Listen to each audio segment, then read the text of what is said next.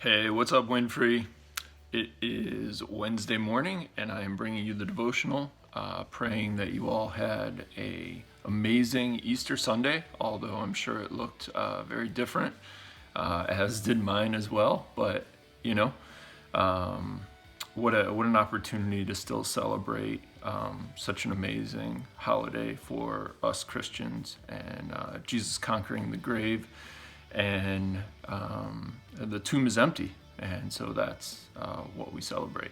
So going along with that, I thought it would be pretty cool to talk about a story that happens right after Jesus' resurrection, and it can be found in John 20. And so I'm going to share a little bit first about part of the story without actually reading it in Scripture, and then read the Scripture a little bit later. And so that is when Jesus appears to his disciples. And so when he appears to them, they're locked away, they're hidden, right? Because they are fearful for their lives. Jesus was just killed a few days ago, and so now they are freaking out, and they're fearful that they're going to be next.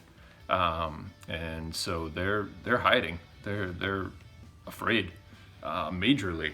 But somehow, when Jesus appears to them, he doesn't appear to all of them. Thomas, for whatever reason, was not there.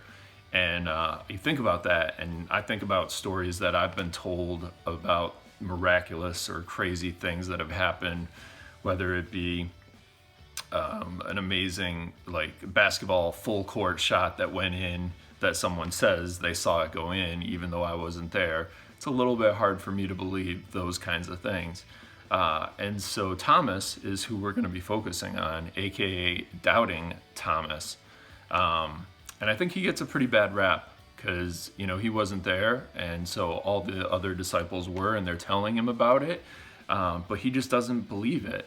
And so he gets the rap of Doubting Thomas. And to doubt something means that it's a feeling of uncertainty or lack of conviction. And so when I think about doubting, I don't think about doubting in such a negative way. I used to. When I was younger, man, I was like, man, whatever you do, don't doubt God. Don't doubt Jesus. Don't do that. Because of a story like this, doubting has such a negative connotation to it. But I think more now, doubting isn't the opposite of our faith. It's an element of our faith.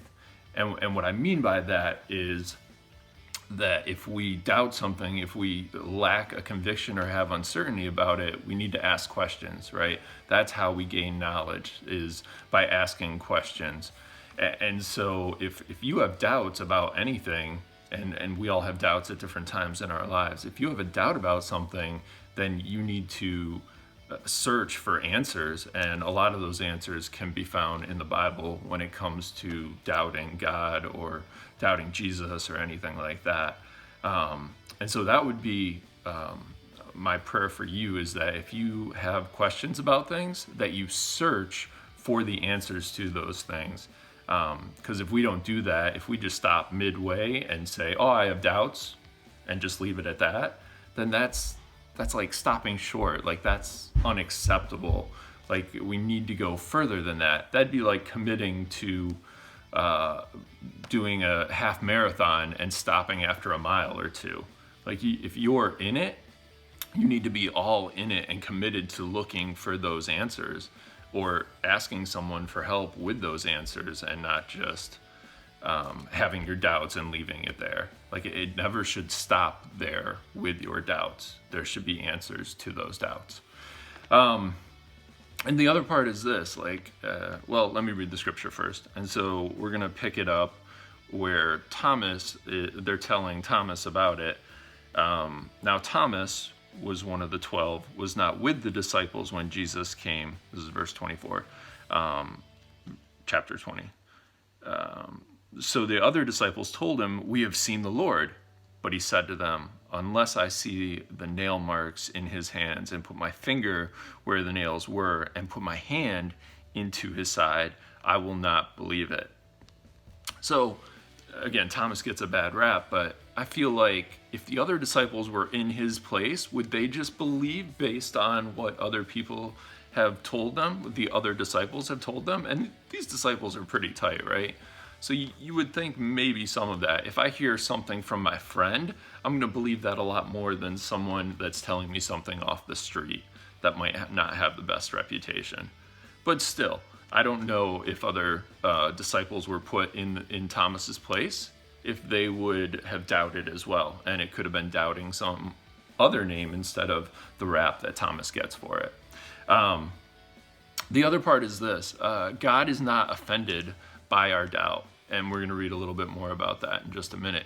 See, God designed us to seek truth that we might grow in our knowledge of him and then apply it to our lives. And so God is big enough to handle the questions that we have or the doubts that we have about him. And so here we go, verse 26. A week later, his disciples were in the house again. Oh, here we go. And Thomas was with them. Though the doors were locked, Jesus came and stood among them, and he said, "Peace be with you." Then he said to Thomas, "Put your finger here. See my hands. Reach out your hand and put it in my side. Stop doubting and believe." And Thomas said to him, "My Lord, my God." See, God never gets upset with Jesus never gets upset with Thomas for doubting, for wanting to see it with his own eyes and feel it and touch it with his own two hands. He never gets mad at him. You never see Jesus angry at any of this. And now it gets in to this next verse I'm going to close with. But before I close, I want to say this. I think if faith and doubt are expressed as a mathematical equation, it would be like this. A little faith is greater than a lot of doubt. See, doubt, he's saying, doesn't cancel out our faith. Because the opposite of faith isn't doubt, but unbelief. And so we go back to the definition of doubt. It's uncertainty or a lack of conviction. And I want to end with these last couple verses. See, Thomas said to him, "My Lord, my God." This is Thomas calling Jesus my God, which no one ever has done that throughout the whole book of John. And so John is leading up to this whole thing of Thomas saying, "My Lord, my God." And then this is the part that I think relates to us, verse 29. Then Jesus told him, "Because you have seen me, you have believed. Blessed are those who have not seen and yet have believed." See, this I believe that part of the scripture was written for us, our future generations that have no visual knowledge or face-to-face knowledge of Jesus, that we could have seen him and that sort of thing. And so there Jesus is saying, blessed are us Christians, us Christ followers now, even though we can't see. And so that is my prayer for you guys this week, that whatever doubts you're facing with this pandemic that's going on, whatever uncertainty that is going on in your lives, that you would search for those answers through prayer, through the Bible, through small group, through talking to your pastors, whatever the case may be. Like, search for those answers and accountability with other people. And God's big enough to handle those questions, and he can take it. And I think if you search for those answers, you're going to get those answers that you're looking for. And that's my prayer for y'all. Y'all take care, and we hope to see you soon.